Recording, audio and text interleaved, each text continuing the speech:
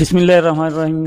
आप देख रहे हैं BNN पाकिस्तान और मैं हूं आपका मेज़बान शुएब रहमान। तनाउल की खूबसूरती, टैलेंट और मुख्तलिफ गाँव का तफसील आपके साथ शेयर करते हैं हम अपने व्लॉग्स में।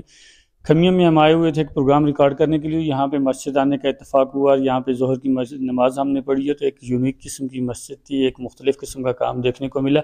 सोचा आप लोगों के साथ भी शेयर करता चला जाऊँ। तो कैमरामैन से मैं रिक्वेस्ट करूँगा कि वो मेरे साथ साथ अगर आगे आ सकें। तो ये जो मस्जिद है ये शरोटा की मस्जिद है और जामा मस्जिद है। और जामा मस्जिद के अंदर जब हम आए हैं तो यहाँ पे एक यूनिक काम हमें देखने को ये मिला है कि ये तमाम लकड़ का काम है। और मैं इसको देख के हैरान रहा हूँ कि ये बिल्कुल पुरानी तर्ज का एक काम है।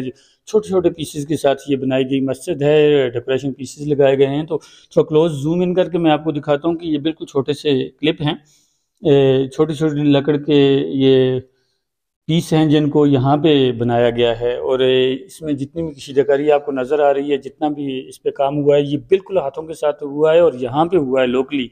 और ये जो लकड़ है ये एक लोकल ज़बान में इसको द्रैक की ये लकड़ कहते हैं। इसकी खासियत ये है कि इसको कीड़ा नहीं लगता है, सीख नहीं लगती, ये ख़राब नहीं होती है। तो ये लॉन्ग टर्म का एक काम था और इसको बनाने के लिए जब हमने मालूमात की है तो इस पे 3 कारीगर थे और 3 कारीगरों ने तकरीबन 1 साल से ज़ायद का अरसा लगाया है इन पीसेस को तैयार करने में। और यहाँ पे ये पीसेस तैयार करने के बाद इंस्टॉल किए गए हैं। और इसका तरीक़ाकार कुछ इस तरह का रखा गया है कि पहले ये तमाम तर पीसेस बनाए गए हैं, उसके बाद नीचे जो है एक शीट लगाई गई है। मुकम्मल तौर पे पूरी जो मस्जिद के इंटीरियर है इसके नीचे शीट लगी हुई है, शीट के ऊपर ये लगाए गए हैं, चिपकाए गए हैं। और इसको सामने से बज़ाहिर कील इसमें नज़र नहीं आ रही, लगी हुई हैं लेकिन बज़ाहिर नज़र नहीं आ रही हैं। तो मुख्तलिफ़ किस्म के डिज़ाइन हैं।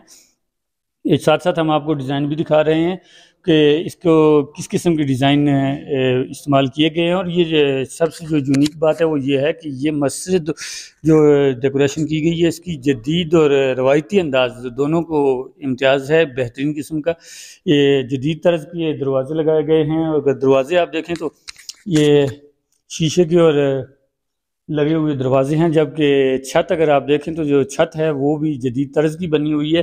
जबकि ये सेंटर में ये जो काम किया गया है ये बिल्कुल यूनिक और डिफरेंट और मुख्तलिफ किस्म का काम है कि ये लकड़ का काम है। और ये लकड़ का काम जो है इससे पहले, बहुत पहले तनावल की तारीख में हुआ करता था। एक दरवाज़ा हम आपको दिखाते हैं, ये पुराना एक कमरा यहाँ पे बना हुआ है, इस साथ साथ उसका वीडियो आपको हम दिखा रहे हैं। ये बहुत अर्सा पहले, हमारी याद से भी पहले इस किस्म की कशीदाकारी लकड़ की जाती थी और इस किस्म का काम होता था, जबकि इसके बाद ये ख़त्म हो गया। तो अब भी रवायती तौर पे अगर आप डेकोरेशन देखें मुख्तलिफ मकानात की या मसाजिद की तो उसमें हर चीज़ तैयार लगाई जाती है। लेकिन ये पहली मस्जिद जो है मेरे मुशाहिदे में आई है तनावल के अंदर, शरोटा की जामा मस्जिद, ये वाहिद मस्जिद है जिसमें ये पुराने तर्ज की लकड़ पे कशीदाकारी की गई है। तो ये एक डिफरेंट चीज़ थी, मेरी नज़र से गुजरी थी, तो मैंने कहा चलो आपके साथ शेयर करता जाऊं कि तनावल क्या है। मेरा जो तनोल है ये कितना डेवलप है, यहाँ के बासी, यहाँ के रिहायशी जो हैं वो किस किस्म के काम करते हैं, यही चीज़ें हमने आपको दिखानी थी। और ये एक डिफरेंट डिज़ाइन है यहाँ पे, और नीचे बॉर्डर डिफरेंट है, ऊपर वाला बॉर्डर डिफरेंट है, दरमियान में ये कैमरामैन ने आपको दिखाया गया एक छोटा सा बॉर्डर बना के लगाया गया है। तो ये जब मालूमात ली गई हैं कि ये मुख्तलिफ डिज़ाइन क्यों हैं, तो ये जो लकड़ था उसकी ज़िया को बचाने के लिए जो छोटे छोटे पीसेस निकल रहे थे, तो ये जो कारीगर थे उन्होंने छोटे पीसेस को बचाने के लिए छोटा बॉर्डर जो है ना वो लगाया है। और यहाँ ये आपके एक बात और आपके गोशे गुजार करता चला जाऊँ कि ये जो डेकोरेशन लकड़ की हुई है ये भी लोकल यहाँ के जो है लोकल तनावल के कारीगर हैं उन्होंने तैयार की है और अपने हाथों से तैयार की है। ये लकड़ भी तनावल की अपनी है, अपनी ही ज़मीनों से ये निकाली गई है और यहाँ ही के कारीगर हैं जिन्होंने ये मस्जिद भी बनाई है। और ये टैलेंट है मेरे तनावल का और ये लगाव है मसाजिद के साथ मेरे तनावल के बासियों का कि वो अपनी मसाजिद के साथ कितना प्यार करते हैं, अपने प्यार का इजहार किस तरह करते हैं, वो ये आपको नज़र आ रहा है। 1 साल से ज़ाहिद का अरसा लगा के ये काम किया गया है। ये अपने मज़हब से, अपने दीन से लगाव, अपनी इस्लामी तालीमात से लगाव का मुँह बोलता सबूत है कि हम जदीद दौर में भी जहाँ अपने घरों को सजाते हैं वहीं पे मसाजिद का हम ज़्यादा एहतमाम करते हैं, वहाँ पे मसाजिद के ऊपर अखराजात भी ज़्यादा करते हैं और ज़्यादा मोहब्बत के साथ इनको हम सजाते भी हैं और इनको भरते भी हैं और यहाँ पे नमाजियों से इनको भरते भी हैं और नमाजें भी पढ़ते हैं।